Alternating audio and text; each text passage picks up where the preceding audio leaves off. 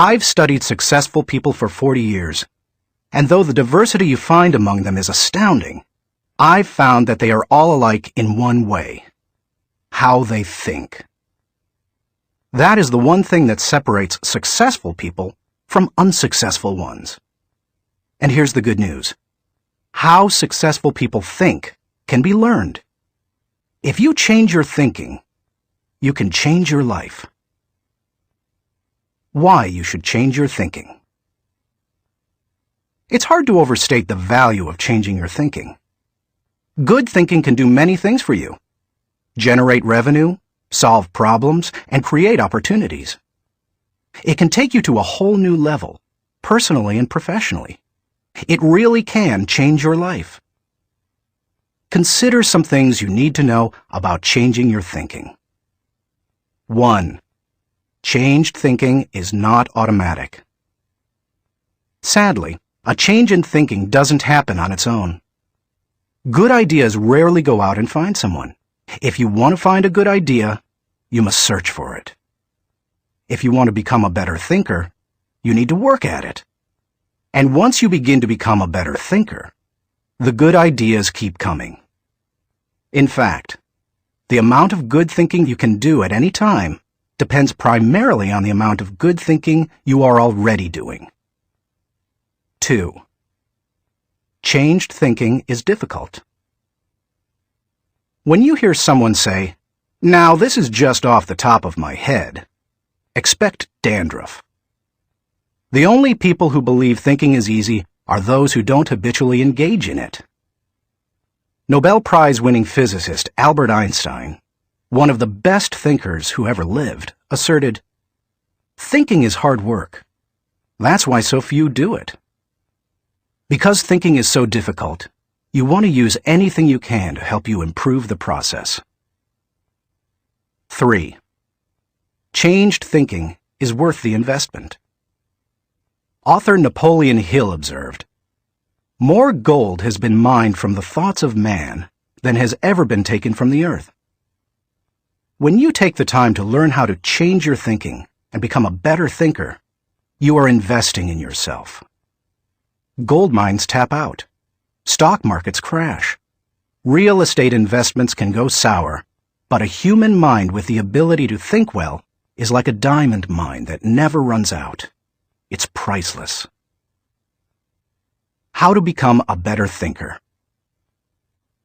Do you want to master the process of good thinking? Do you want to be a better thinker tomorrow than you are today? Then you need to engage in an ongoing process that improves your thinking. I recommend you do the following. 1. Expose yourself to good input. Good thinkers always prime the pump of ideas. They always look for things to get the thinking process started, because what you put in always impacts what comes out. Read books, review trade magazines, listen to tapes, and spend time with good thinkers. And when something intrigues you, whether it's someone else's idea or the seed of an idea that you've come up with yourself, keep it in front of you. Put it in writing and keep it somewhere in your favorite thinking place to stimulate your thinking. 2. Expose yourself to good thinkers. Spend time with the right people. As I worked on this section and bounced my ideas off of some key people so that my thoughts would be stretched, I realized something about myself. All of the people in my life whom I consider to be close friends or colleagues are thinkers. Now, I love all people. I try to be kind to everyone I meet, and I desire to add value to as many people as I can through conferences, books, audio lessons, etc. But the people I seek out and choose to spend time with all challenge me with their thinking and their actions. They are constantly trying to grow and learn. That's true of my wife Margaret, my close friends, and the executives who run my companies. Every one of them is a good thinker. The writer of Proverbs observed that sharp people sharpen one another, just as iron sharpens iron. If you want to be a sharp thinker, be around sharp people.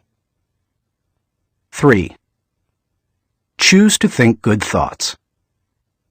To become a good thinker, you must become intentional about the thinking process. Regularly put yourself in the right place to think, shape, stretch, and land your thoughts. Make it a priority. Remember, thinking is a discipline. Recently, I had breakfast with Dan Cathy, the president of Chick-fil-A, a fast food chain headquartered in the Atlanta area.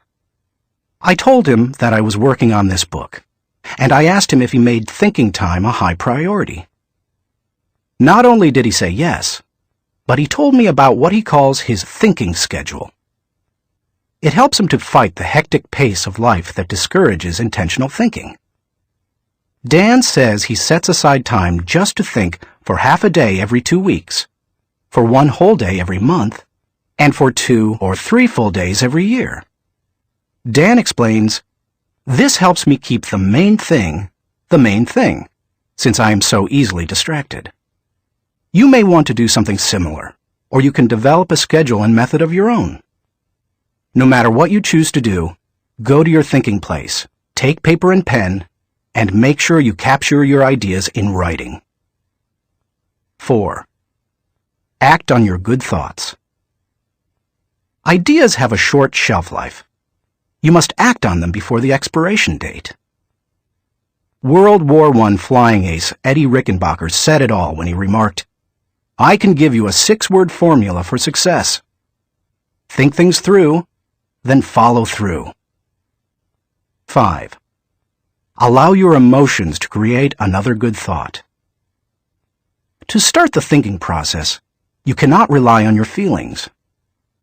In Failing Forward, I wrote that you can act your way into feeling long before you can feel your way into action. If you wait until you feel like doing something, you will likely never accomplish it. The same is true for thinking. You cannot wait until you feel like thinking to do it. However, I found that once you engage in the process of good thinking, you can use your emotions to feed the process and create mental momentum. Try it for yourself. After you go through the disciplined process of thinking and enjoy some success, allow yourself to savor the moment and try riding the mental energy of that success. If you're like me, it's likely to spur additional thoughts and productive ideas. 6. Repeat the process. One good thought does not make a good life. The people who have one good thought and try to ride it for an entire career often end up unhappy or destitute. They are the one-hit wonders, the one-book authors, the one-message speakers, the one-time inventors who spend their life struggling to protect or promote their single idea. Success comes to those who have an entire mountain of gold that they continually mine, not those who find one nugget and try to live on it for 50 years. To become someone who can mine a lot of gold, you need to keep repeating the process of good thinking. Putting yourself in the right place to think. Becoming a good thinker isn't overly complicated. It's a discipline. If you do the 6 things I have outlined, you will set yourself up for a lifestyle of better thinking. But what do you do to come up with specific ideas on a day-to-day basis? I want to teach you the process that I've used to discover and develop good thoughts. It's certainly not the only one that works, but it has worked well for me. 1. Find a place to think your thoughts. If you go to your designated place to think, expecting to generate good thoughts, then eventually you will come up with some. Where is the best place to think? Everybody's different. Some people think best in the shower. Others, like my friend Dick Biggs, like to go to a park. For me, the best places to think are in my car, on planes, and in the spa. Ideas come to me in other places as well, such as when I'm in bed. I keep a special lighted writing pad on my nightstand for such times. I believe I often get thoughts because I make it a habit to frequently go to my thinking places. If you want to consistently generate ideas, you need to do the same thing. Find a place where you can think and plan to capture your thoughts on paper so that you don't lose them. When I found a place to think my thoughts found a place in me. 2. Find a place to shape your thoughts. Rarely do ideas come fully formed and completely worked out. Most of the time, they need to be shaped until they have substance. As my friend Dan Ryland says, they have to stand the test of clarity and questioning. During the shaping time, you want to hold an idea up to strong scrutiny. Many times a thought that seemed outstanding late at night looks pretty silly in the light of day. Ask questions about your ideas. Fine-tune them. One of the best ways to do that is to put your thoughts in writing. Professor, college president, and U.S. Senator S.I. Hayakawa wrote, "Learning to write is learning to think. You don't know anything clearly unless you can state it in writing." As you shape your thoughts, you find out whether an idea has potential. You learn what you have. You also learn some things about yourself. The shaping time thrills me because it embodies humor. The thoughts that don't work often provide comic relief. Humility. The moments when I connect with God awe me. Excitement. I love to play out an idea mentally. I call it futuring it. Creativity. In these moments, I am unhampered by reality. Fulfillment. God made me for this process. It uses my greatest gifts and gives me joy. Honesty. As I turn over an idea in my mind, I discover my true motives. Passion. When you shape a thought, you find out what you believe and what really counts. Change. Most of the changes I have made in my life resulted from thorough thinking on a subject. You can shape your thoughts almost anywhere. Just find a place that works for you, where you will be able to write things down, focus your attention without interruptions, and ask questions about your ideas. 3. Find a place to stretch your thoughts. If you come upon great thoughts and spend time mentally shaping them, don't think you're done and can stop there. If you do, you will miss some of the most valuable aspects of the thinking process. You miss bringing others in and expanding ideas to their greatest potential. Earlier in my life, I have to admit, I was often guilty of this error. I wanted to take an idea from seed thought to solution before sharing it with anyone, even the people it would most impact. I did this both at work and at home. But over the years, I have learned that you can go much farther with a team than you can go alone. I've found a kind of formula that can help you stretch your thoughts. It says, the right thought plus the right people in the right environment at the right time for the right reason equals the right result. This combination is hard to beat. Like every person, every thought has the potential to become something great. When you find a place to stretch your thoughts, you find that potential. 4. Find a place to land your thoughts. Author C.D. Jackson observes that great ideas need landing gear as well as wings. Any idea that remains only an idea doesn't make a great impact. The real power of an idea comes when it goes from abstraction to application. Think about Einstein's theory of relativity. When he published his theories in 1905 and 1916, they were merely profound ideas. Their real power came with the development of the nuclear reactor in 1942 and the nuclear bomb in 1945. When scientists developed and implemented Einstein's ideas, the whole world changed.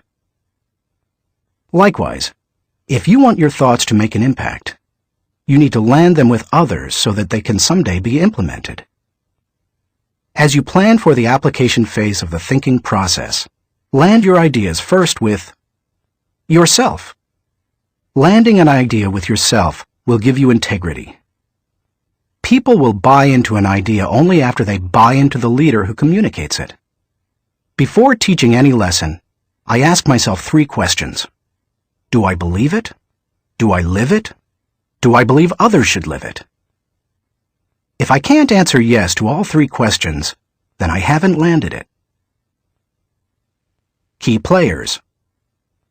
Let's face it, no idea will fly if the influencers don't embrace it. After all, they are the people who carry thoughts from idea to implementation. Those most affected. Landing thoughts with the people on the firing line will give you great insight. Those closest to changes that occur as a result of a new idea can give you a reality read. And that's important, because sometimes even when you've diligently completed the process of creating a thought, shaping it, and stretching it with other good thinkers, you can still miss the mark. 5. Find a place to fly your thoughts. French philosopher Henri-Louis Bergson, who won the Nobel Prize in Literature in 1927, asserted that a person should think like a man of action, act like a man of thought. What good is thinking if it has no application in real life? Thinking divorced from actions cannot be productive. Learning how to master the process of thinking well leads you to productive thinking. If you can develop the discipline of good thinking and turn it into a lifetime habit, then you will be successful and productive all of your life. Once you've created, shaped, stretched, and landed your thoughts, then flying them can be fun and easy. Portrait of a good thinker. You often hear someone say that a colleague or friend is a good thinker, but that phrase means something different to everyone. To one person, it may mean having a high IQ, while to another, it could mean knowing a bunch of trivia, or being able to figure out who done it when reading a mystery novel. I believe that good thinking isn't just one thing. It consists of several specific thinking skills. Becoming a good thinker means developing those skills to the best of your ability. It doesn't matter whether you were born rich or poor. It doesn't matter if you have a 3rd-grade education or possess a PhD. It doesn't matter if you suffer from multiple disabilities or you're the picture of health. No matter what your circumstances, you can learn to be a good thinker. All you must do is be willing to engage in the process every day. In Built to Last, Jim Collins and Jerry Porras describe what it means to be a visionary company, the kind of company that epitomizes the pinnacle of American business. They describe those companies this way. A visionary company is like a great work of art. Think of Michelangelo's scenes from Genesis on the ceiling of the Sistine Chapel, or his statue of David. Think of a great and enduring novel like Huckleberry Finn or Crime and Punishment. Think of Beethoven's Ninth Symphony or Shakespeare's Henry V. Think of a beautifully designed building like the masterpieces of Frank Lloyd Wright or Ludwig Mies van der Rohe. You can't point to any one single item that makes the whole thing work. It's the entire work, all the pieces working together to create an overall effect that leads to enduring greatness. Good thinking is similar. You need all the thinking pieces to become the kind of person who can achieve great things. Those pieces include the following 11 skills. Seeing the wisdom of big picture thinking. Unleashing the potential of focused thinking. Discovering the joy of creative thinking. Recognizing the importance of realistic thinking. Releasing the power of strategic thinking. Feeling the energy of possibility thinking. Embracing the lessons of reflective thinking. Questioning the acceptance of popular thinking. Encouraging the participation of shared thinking.